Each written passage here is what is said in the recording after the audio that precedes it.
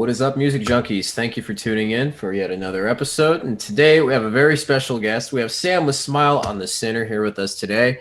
Sam, how's your day going, my man? It's going really good. Today's a nice Nice. day off. I'm just kind of enjoying life. Cool beans. So whereabouts at the world are you? Phoenix, Arizona. Phoenix. Okay. Yep, Cool. Phoenix. Nice. So what are the restrictions like out there? I know it's probably a little taboo to keep talking about the damn thing, but I mean with COVID and all that, how have things been for you? It's been pretty all right. I think things have been kind of a little flip flop. Hmm. Sometimes like things are really strict. I know that Right. like lately, like the past month or so, like they've been doing like low capacity shows and stuff like that here and there. I haven't gone to any or anything like that.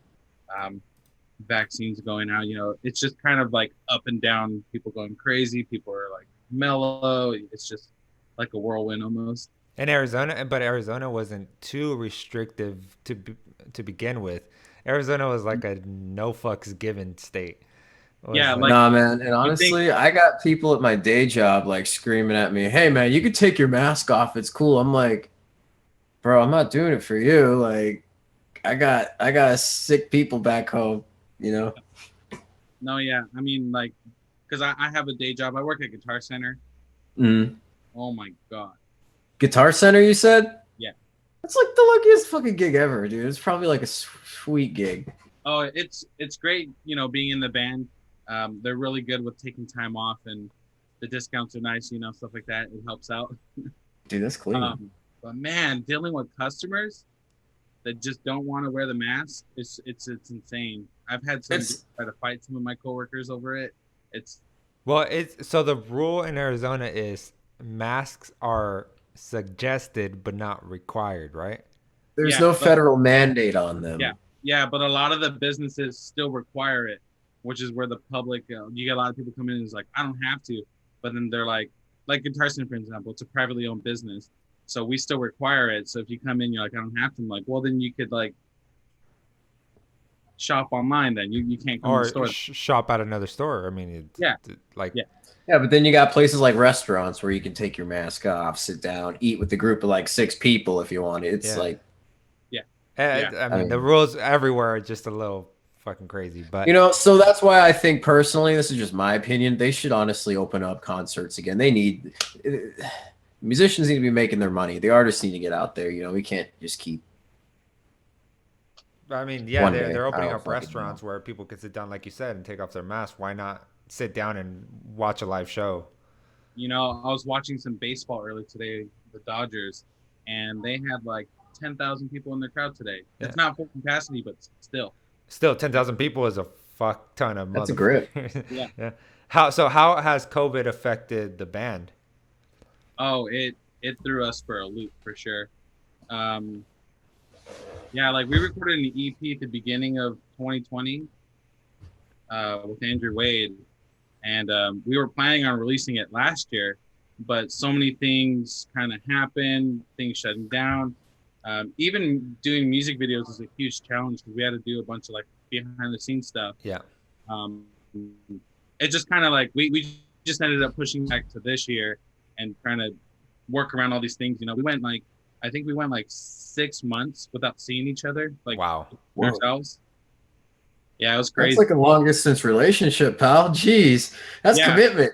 yeah, yeah. It was rough. And we don't even live that far. Like I think our guitar player Chris, he lives the furthest, and it's about 30-minute drive. But Okay. still, I mean, Phoenix miles. yeah, that's not bad. You're looking at that. Yeah, it's not too bad. But So yeah, it definitely hindered a lot of things and really like set us back. But we just kind of took a step back. We're like, all right, we're gonna give it a little bit, and we're gonna kind of collect ourselves and then figure it out. so you said you guys were planning on releasing an album. What's going on with that? So it has moved. I can talk about that a little bit. That kind of touches on some dates I can't get into specifics Okay. just yet. But we recorded an EP with Andrew Wade out in Florida last year. We're now releasing that EP through Modern Empire Records Oh, okay. Nice. this summer. So like pretty soon. I would say sooner than not, but this summer for sure. And we have a song dropping May 7th called Wounds off of that EP. That's going to be like a kind of used as like one of the last singles before the EP comes out and whatnot. So real So excited. is Vermin? Vermin is your one of your latest single. Is Vermin gonna be part of that new album? Yeah, yeah, it's the opening song. So we weren't gonna post Vermin or post it at all, but we were kind of eager to start kind of putting stuff out, Yeah. just kind of sitting here. So we were like, let's just put it out. It's the opening track to the EP, and it's different for us. It's something different sound wise than we haven't done before. So we're really excited to share that one. Could you tell us a little bit about Vermin? Like how was writing it and getting all pretty Oh yeah. much all the Like lyrics the whole done and everything, and process. what is the song really about? So Yeah. Vermin is it's very aggressive. It has a couple different things. It was because of the way we wrote the song is why it is the way it is. When we went to record, we had a song that we ended up just not liking anymore. So we ended up retooling it. We took like one part and then we made this entire song out of it. And we had one of our very good friends, his name's Max. He always helped us out. He was out there in the studio with us. With the help of Max and Andrew Wade, they pretty much like Frankenstein this new song, which was Vermin. And we purposely made it a little bit more like harder to play. There's, cooler guitar parts in it. Vocally, our vocalist had to throw out all his old lyrics because they didn't fit anymore. So you had like a day to write the song. Woo! It was Before you really recorded? stressful. Pressure's on. Yeah, so him and my guitar player Chris, they just went into the other room while they were recording, trying to figure it out, and they're like, "Let's just make it aggressive, blah blah blah." We had some previous drama before going to the studio, so we're like, "All right, let's just channel that and kind of exaggerate it and make it like a little bit mean or whatever." And then we ended up just kind of like little by little, like putting it together as we went, and then it was done. But yeah, it was really stressful because that song was the only song that we had to like retool, and we redid everything on the spot in the studio. Hey, I Okay, think so those are that the funnest though. Yeah, yeah. It was really interesting, and it was our first time working with Andrew Wade, so it was cool seeing how he worked too. And he really was like, "Let's do this," and we're like, "All right, let's try that out." And he had a lot of great ideas with it. so that leads me to my next question because I've always been curious. And with that song in particular, how long would you say it actually took you in the studio to get it start to finish? Um, so I know we spent 2 days on it, but it was Okay. like on and off. We're like jumping between songs in the studio, like doing this and that. I would say the figuring out the instrumentals took about 4 or 5 hours. About four or That's five not hours. bad. And the next day we had all that whole night. They like figured out lyrics. I'm not really much of a help lyrically, so I'm just like, good luck, guys. Like I don't know how to help. Have fun. You guys got Not that. my germ. Yeah. And I could tell like our vocalist Jacob was definitely feeling some pressure. He's like, oh my God. Because he's the kind of guy he likes to sit down and really think it out, and like practice it. Yeah. Make sure Yeah, he like Diamonds, my man. yeah, rehearses it and make sure that every part fits, and yeah, I get that. Yeah. Oh yeah. And then the funny part too is that no one's commented on it yet. We're kind of waiting. In the beginning of the song, it says Sots Gang 2020 because the song was supposed to come out last year. And we decided not to change that to 2021 just because it's a little nod towards the COVID, what it did to us. But I always thought that was funny. We were in the studio when he tracked that part. We're like, don't jinx us, like putting 2020 in there. And he's like, nah, we're fine.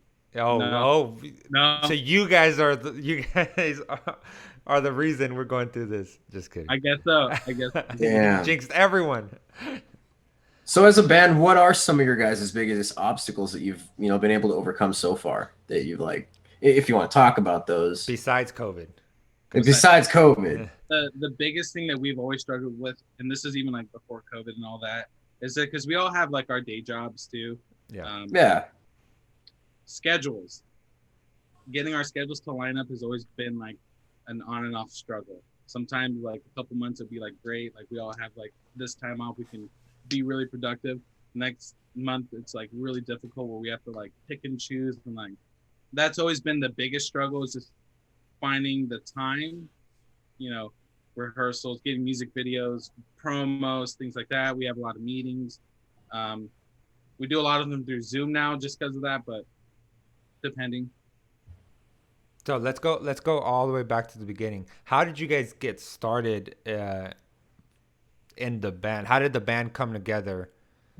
So the band, it started with my drummer, my bass player, who I went to high school with our bass player. You know, so he was like a long term friend, and the drummer is actually my brother. He's my younger brother. Okay. So we kind of grew up. I think I was 13 or so. We started playing music. We went to a concert. It was Uproar 2011. Was my first concert I ever went to.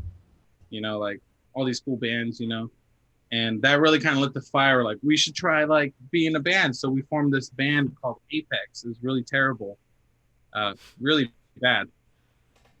And we just played a bunch of shows, and we were really trash.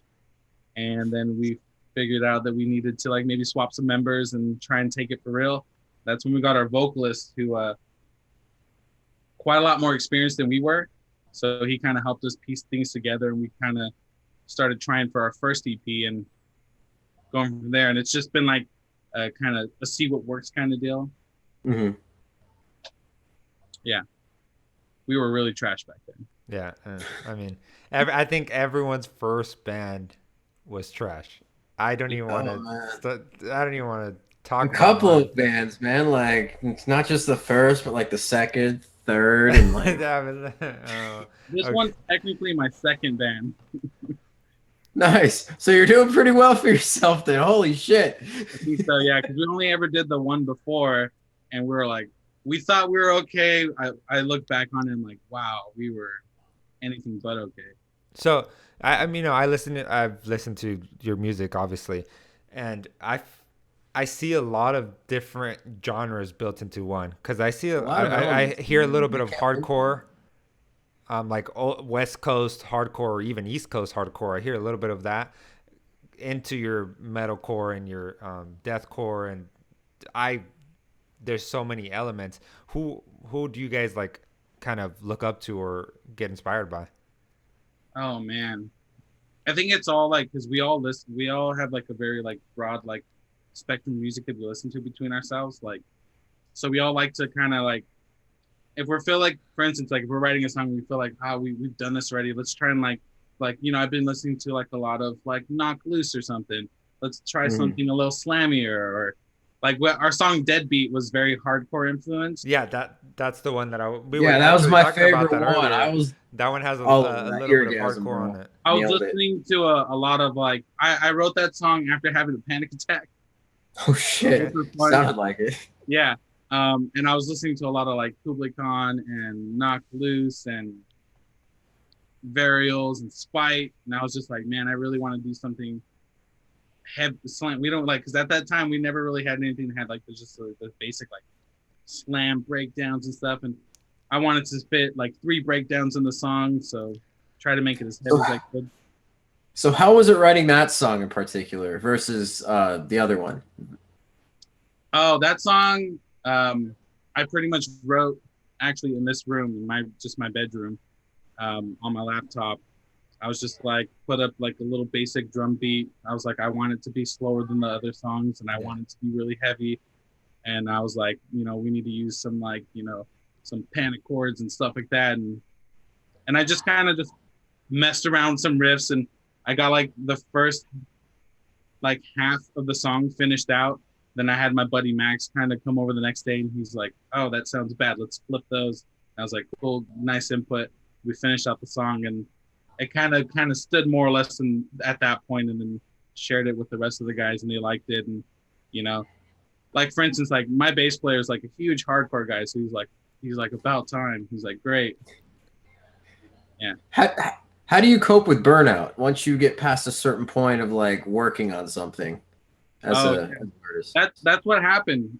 We were working on this EP. We wrote like 15 songs to get ready for like back to back, or like, how? Like trying to, we like overwrote so we could pick our favorites.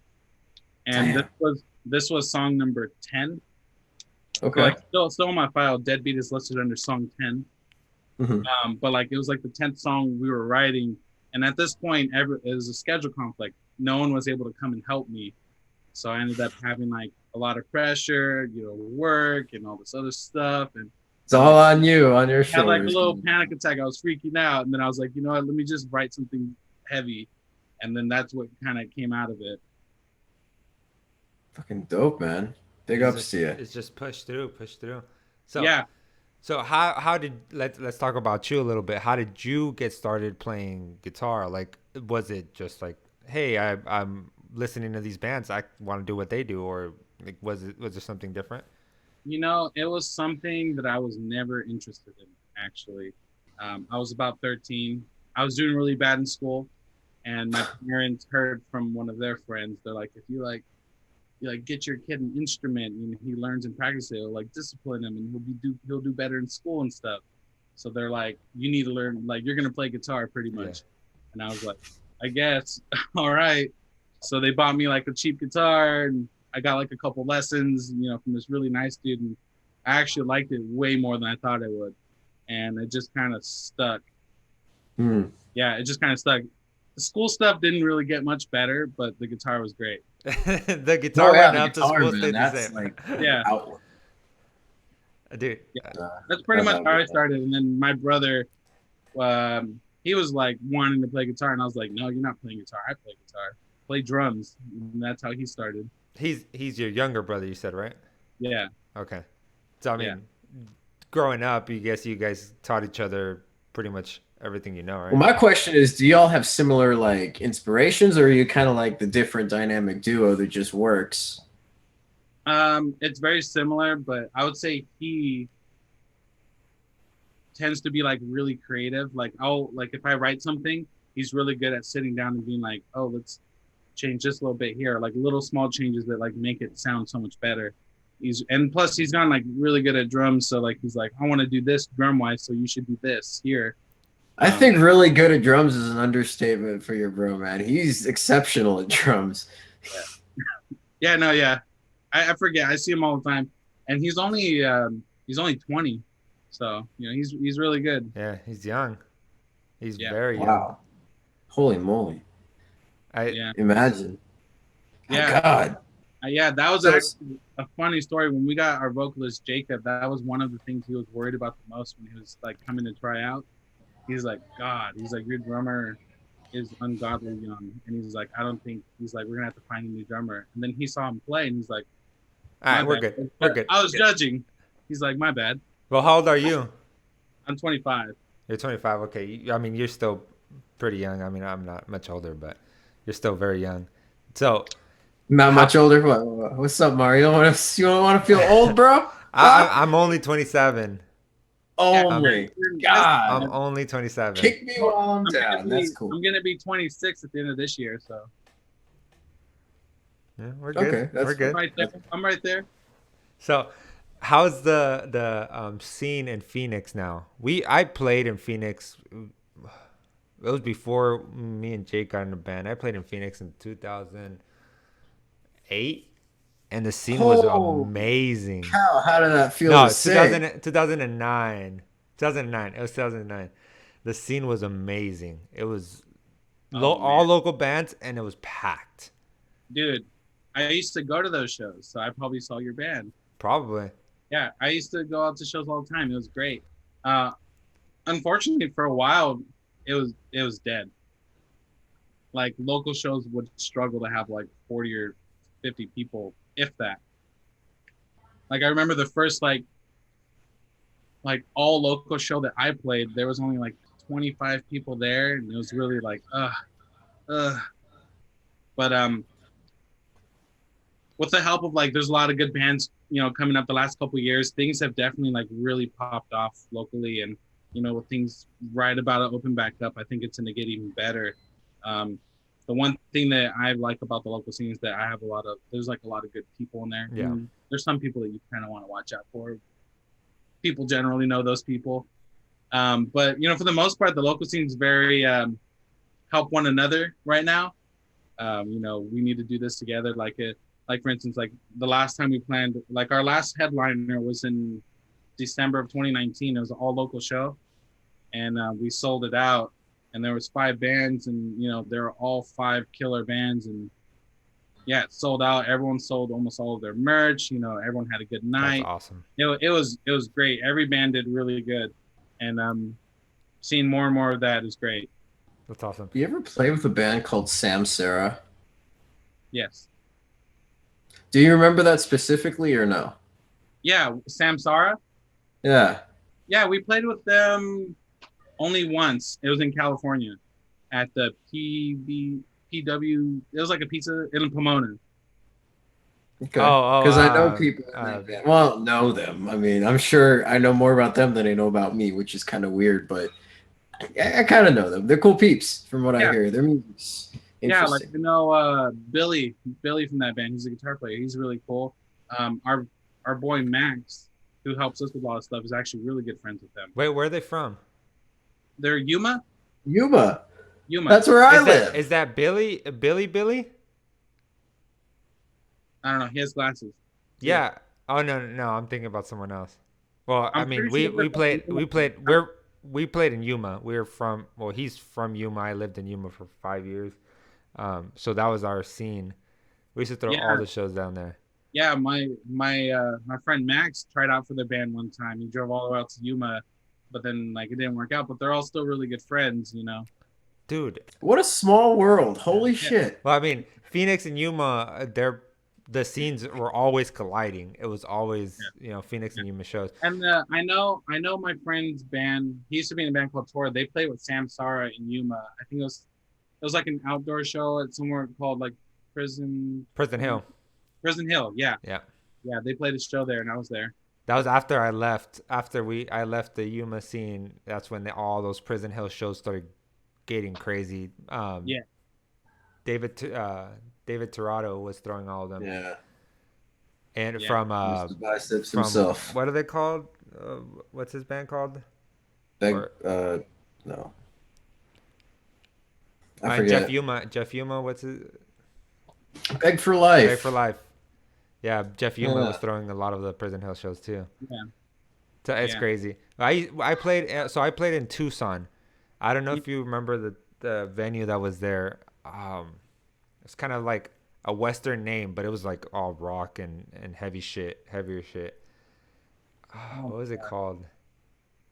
I know which one you're talking about. Did they have like a mirror on this side of the stage? Yeah. Yeah, I know which one you're talking about. I just don't remember the name. I know which one you're talking about. I think their logo had like a bull. Yeah. With red I red can't bull. remember the name for the life of me, but I know which venue. Yeah. Yeah. So I played there. Yeah. Dude, I love Phoenix. Phoenix was awesome. And I even remember the band that I played with. I'm gonna look it up and I'll hit you up. But anyways, so being from Phoenix, do you get out much? Or did you guys get out before COVID? Did you guys get out much to like California and other New Mexico or other states around? Yeah.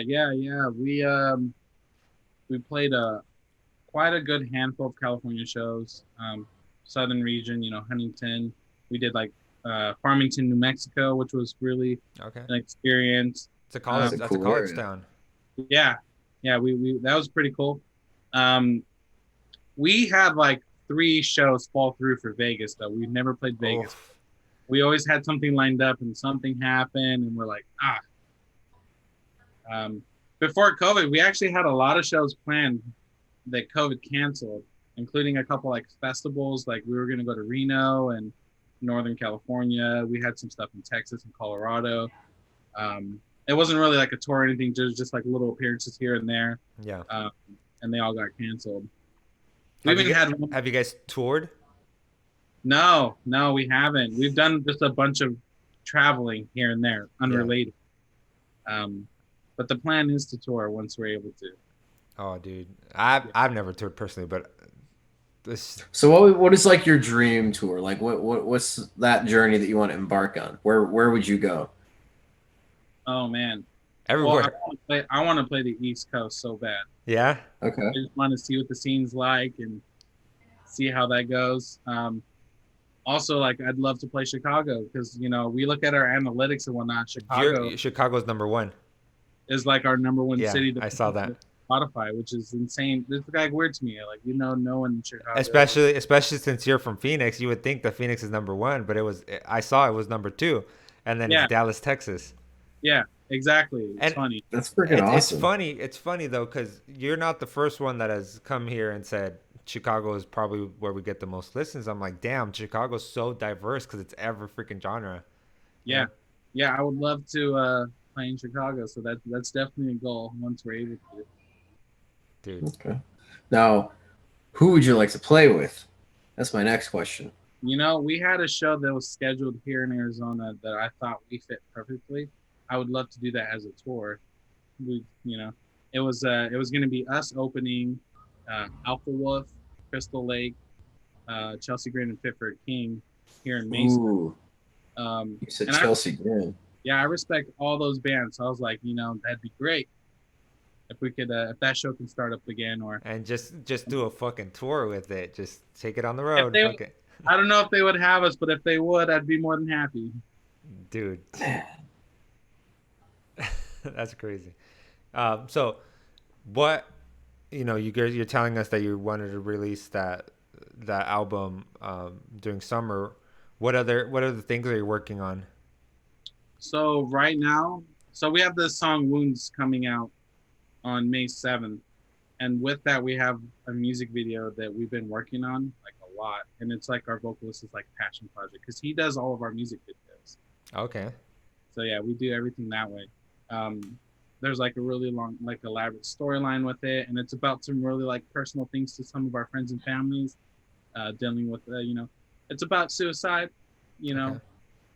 mental health awareness, kind of stuff like that. People taking abuse and That's awesome. How do you cope with this? I have to ask you this. Sorry. No, I'm not sorry. So I got people that I'm close with that when I write something, but it's like vulnerable, personal, and emotional, they kind of try to deter you from writing that, and that's such a total drag. Do you got any people in your life like that, or like how would you look at that? With us, we kind of find that it's kind of tricky. Sometimes people, like with this video, for instance, I can use it as a perfect good example. There's a lot of like touchy subjects in there, and there's like storyline bits where the song isn't playing in. There's some really like, choice words used and really fucked up situations and stuff like that. We talked to a bunch of people before trying to figure it out, and some people were like, "Oh, I don't know," or like, some things could blur the line of being really offensive, but it's offensive for a reason, like for storytelling purposes. Yeah, I think the goal is to make someone feel make your listeners feel something. Yeah, like I'll be on the contents of the song. It's Wounds. It's very personal to a lot of the members in the band because it's about what it's about, and our personal experiences. And I feel like the best way to show it is to be as raw as possible, and we're not trying to be like vulgar to be vulgar or anything like that, but like it's a message, with this video, we kind of like fully trying to like not listen to people who are like, you shouldn't do that. Like, it's not bad or anything. I feel like I'm making it sound worse than it is, but no. I got mad respect for you, bro. You're good. You're good. We're just gonna put it out. It's definitely something different. Like this music video is like almost 6 minutes long, but it has like a real important meaning to us. Yeah. And we'll see how everyone reacts. That's coming out soon, and with the music video, and we're really excited to see how people take it. Well, it's gonna show a deeper side of you, I guess. Yeah, definitely. I'm looking forward to that for sure. Yeah, it's definitely one thing that we've tried to focus on more. Like on our first EP, Lazarus, it was very, I guess lyrically, it was very situational stuff. It wasn't very personal. It was like, situations of this, or like our song, like our most popular song off that EP is Juggernaut. Yeah, Juggernaut. Like it's like super metalcore, and it's very positive. Like, you knock me down, I'll get up, and I'm gonna stay positive. Which we do believe in, but it wasn't like a personal. It wasn't like you were going through that. No, it wasn't super. Oh yeah. And then our first song that we put out, that was like, we let our vocalist wanted to really be like real, and he was going through a lot, and was our song Agony. It's very negative. It's very self-deprecating, and there's no happy ending to that song. It's very like, I hate myself and blah blah blah, and it came from a very like real place. And when we play that song live, it gets the best reaction usually, and the crowd sings it. We had this one dude come to us after one of our shows, and he's like, dude, he's like, that song made me cry. Like, he's like, I related to it so much. Like, he's like, that hit home so much. And I was like, and we're kind of understanding that we need to write more realness Personal instead of stuff. worrying Yeah. about what other people may want to hear, you know? Mm-hmm. I mean, That's what this EP No, I think that's absolutely beautiful, my friend. That's what this whole EP is about. It's about different things, you know, but it's from a real place, from all of our own personal experiences. Like, there's topics on this EP about like financial struggles, you know, heartache, you know, being super angry at someone but trying to bite your tongue and be the, you know, the bigger person, you know, stuff like that. You know, suicidal thoughts. You know, it's all really personal on this EP, which we really wanted it to be. I mean, yeah, that's what music is all about. You know, Definitely. I want to listen to someone express their feelings, so I could, you know, take on their feelings and feel the same, or help me, you know, maybe even fucking heal from that shit because you Exactly. know you're not alone. Well, like That's that guy said, the agony helped him through his shit. Yeah, and I think that's something that's really important to us, because like the chances of you being the only one that feels a certain something is very unlikely. You know? very. You may feel it like in your inner circle, but like, you know, anyone could feel that. They just won't show it. Yeah, that's awesome. Well, I'm very excited for that.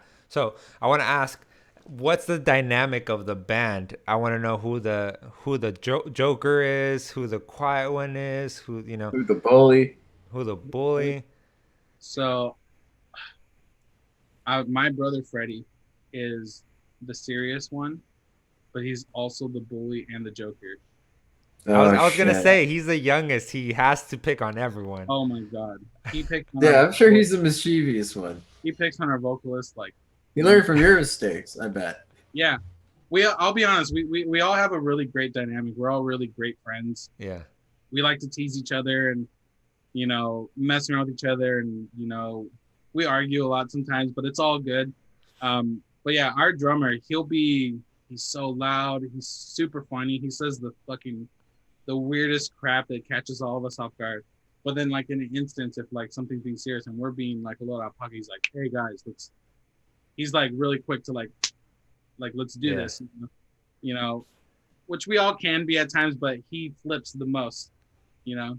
That's crazy, huh? That's actually good. That's a good person to have in your life, because they get shit done. Yeah, he's all about the fun, but like if something's not getting done, he's like, "Yo, come on." Put you on check real quick. Our bass player, Alexis, is probably the quieter one. But my God, if you get him in the right mood, he's just as loud. It's always the bassist that's a quiet one. I don't understand Seriously, why. they're like so mysterious, but they're like this big old. They're like the most colorful crayon in the box, I want to say. Oh yeah, and you know, and he's really smart too. He says a lot of crap that I don't understand. I'm like, dude. Me Sounds like someone Mario and I used to know. Yeah, and our vocalist, I don't know. We like to pick on him. He's straight edge, so we always poke fun at him. But it's all good. Straight edge, bro. Yeah. Like our guitar player would be having like a cigarette or something. He's like, "Oh, what's up, man?" He's like, "Ugh." No cigarettes. That's okay. You know, his my body, God. his choice. No. We tease him, but he's really cool about it, and I don't know. We all have a funny dynamic. You know, I love spending time with them. It's awesome. You guys are brothers. That's pretty much what it is. Yeah. We've Brotherhood, we've seen each other through a lot of things. Yeah, a lot of ups and downs. So it's been great. So no one really understands that though. When you're in a band, it's a family. It's a fucking straight up family. I look at it like this. I always tell people this too, because I get questions about it sometimes. I think of it like a relationship, like I'm dating four other dudes. You know, you have to be, you know, it has to be a good relationship. We are super honest with each other, even if it hurts someone's feelings. We try to be as honest as we can within respect. Yeah. Feelings do get hurt here and there, but it's like a relationship. You gotta keep in mind the other people and where they're at, what others need, you know, their schedules or what they can accomplish, you know, if someone's feeling really stressed. we just ask that everyone just be open about it, and we'll try to figure it out. But it really is like I'm dating like 4 dudes. Yeah. Yeah. I, I mean, man. okay. Just kidding. No, that's no. It's right. But like you talk to someone that's never been in a band, or even a solo artist, they don't understand what it's like being in a band. Yeah. It's crazy. It's crazy as in it's good, it's bad, it's ugly, it's beautiful. It's there's so many things. It's something you will miss if it were Oh, to be gone. oh Oh, fuck, dude, I miss it. I miss it so much. I look back on videos and pictures and I'm like, damn, suck. exactly. But so the scene was huge. That the scene was huge when we were younger, when we were teenagers. This hardcore scene, the rock scene, the punk scene, the ska scene, like everything was so big. How do you think it's like now? I think it's a little stagnant, but I think it was getting really good before COVID shut everything down. Like you'd see more people at local shows in general. It was like building back up. People were going out more just to listen to bands they've never heard before, just to see if they find something they like, which was really great to hear because like we get a bunch of people at our shows that never heard of us and they're like, oh, I'm glad you did now. Yeah. And then everything shut down, so it's still a little in that same space. But like if it was like frozen or something, I really think though, like in the next couple of months, I know that there's a lot of shows that are going to be announced here in Arizona, locally and not locally. And I really think there's going to be like almost like a renaissance for like live music where like people are just so hungry for it now that they're just going to go out and see if they could get like a good show, And Hopefully they plan it around the same time we get another stimulus, so there's no excuse. Yeah, exactly. So people are actually getting $600 right now, stimmies. Dude, I got my 1400. Not right now, but like before. Yeah, I got mine too. Yeah. So yeah, that shit's good. I'm glad everyone's getting that shit. Hey, people are spending fucking $700 right now on Bad Bunny fucking tickets, dude. I saw some of them going for 3,000. Oh, fuck that, dude. That. I saw some tickets going for like $3,000. Yeah, I saw someone posted there were what, like 5,000 people ahead of the person that posted this on Instagram. I was like, what the fuck? You're really gonna fucking wait for that? It's not worth it. Definitely not fucking worth it. Yeah, that's one thing. I think with some of the bigger shows, I think you're gonna see a lot of like the ticket scalping. Oh, yeah, sucks. 100%. That sucks, but it's just so everyone's like you said, everyone's so hungry for live music. I went to Hawaii, and there was you went to a local bar and they actually had live music, and it was so refreshing. So imagine like I just went to it was just a random bar and it was just a random singer with a guitar. So imagine someone like venues opening up and people being like, oh, my favorite band's actually gonna play. Dude, they're gonna be so fucking packed. Oh my god, yeah. We get a lot of messages on like our Instagram and Facebook about shows. Like, when are you guys gonna play a show and stuff like that? And we're like, as soon as we can, hopefully, So I know it does make me feel good that people still want to see us. Yeah. Play live. So I'm really excited to play live. So did you guys ever try to do the virtual shows? Yes, it was a weird thing. We had one scheduled to go live with the Now Theater January 9th of this year. But then me and my bass player got COVID. So we couldn't. Oh, shit. Yeah, we got COVID just in December right before. So we couldn't like practice. We couldn't do anything. I was feeling really weak. It even hurt to play guitar. So we were like, we should just cancel it. And we had a couple other like opportunities pop up, but they weren't the right fit or the right timing. So like we ended up just not doing it. Well, damn, bro, I'm glad you came out of that and you're for real doing good now. Yeah, I'm happy too. Do you still have your sense of taste and smell, or did that go when you got COVID? I never lost my smell, but I did lose my taste. It's back, thankfully. It only went away for like a few days. Dude, my brother still can't taste Coca-Cola. There are certain things that I've noticed. Like I ate some cashews last night and I couldn't taste them. But Weird. Were yeah, they salted cashews? Because regular He cashews he doesn't know. He can't there's no taste them, taste. Mario. Leave the guy they alone. were they were Bitch, they were there's a bag. honey roasted. They were honey roasted. Oh, so there's definitely fucking taste in that. Oh, Yeah, damn. yeah. I had Oh, some cashews. damn. I No was more like, honey roasted peanuts. yeah, I know. I was That's like, such oh, a that sucks. shame. All right. That's kind of how I found out I had it because I didn't really feel bad. I like drank. What was it? It was in the morning. I had like a little bit of milk, and it tasted like water, and it like completely disgusted me. I was like, ugh. I was like, what the hell? And then I was like, I'm gonna go get tested because like I wasn't really feeling bad. And then they're like, yeah, I had a positive test, and I was like, oh shit, okay. And I'd like developed a cough. The COVID part was never, for me personally, it wasn't too bad. There's body I was, aches. And, I was like a little tired and stuff like that. But then I developed pneumonia, oh, and that was the part that sucked. yeah. But yeah, I'm past all that now, so it's all good. It's awesome, dude. Yeah, Are you getting the vaccine? I already got it. You got it? Yeah, just like last week actually. Oh, because they just opened it for Arizona. Everyone from Arizona can get it now, right? Yep. Yeah, I'm still not eligible, I think, till a few more days here in California. Yeah, they just opened it. I got the Johnson and Johnson one, Oh. and then everyone was like, "Oh, did you hear the Uh-oh.